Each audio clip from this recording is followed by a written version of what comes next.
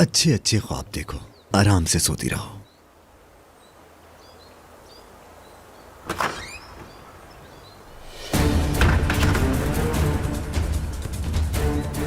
वैसे भी तुम्हारा हीरो आने ही वाला होगा।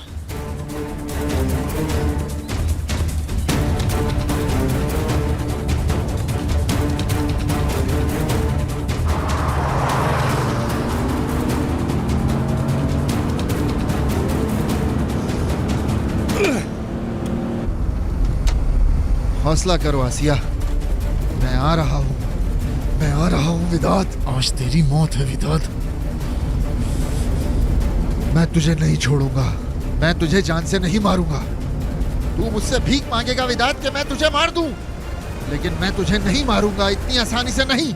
मैं आ रहा हूं विदात, मैं आ रहा हूं।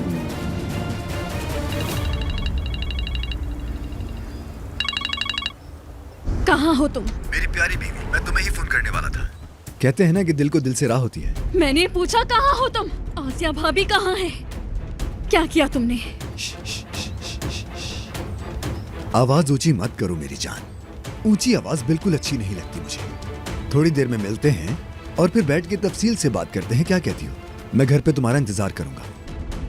तुम एक अक्लमंद लड़की हो, तुम्हें यह कहने की जरूरत नहीं होगी कि तुम किसी को बताना मत, अकेले ही आना। हाँ, देर मत करना, क्योंकि तुम्हारे लिए बहुत प्यारा सरप्राइज है मेरे पास नफीस। Çıktım dağın başına, yollarımız kar olmuş. O yemyeşil gözlerin çimenler gibi solmuş. Çıktım dağın başına, yollarımız kar olmuş. O yemyeşil gözlerin çimenler gibi solmuş. Dağların kari gibi soğuk soğuk bakarsın. Ben sana ne ettim ki oy yüreğimi yakarsın.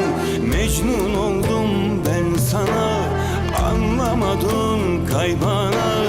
Sensiz ömür geçer mi oy vay beni vay bana. Dağların kari gibi soğuk soğuk bakarsın.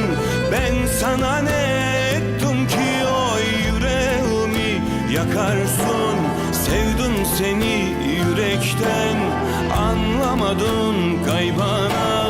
Sensiz ömür geçer mi oy bundan sonra vay bana.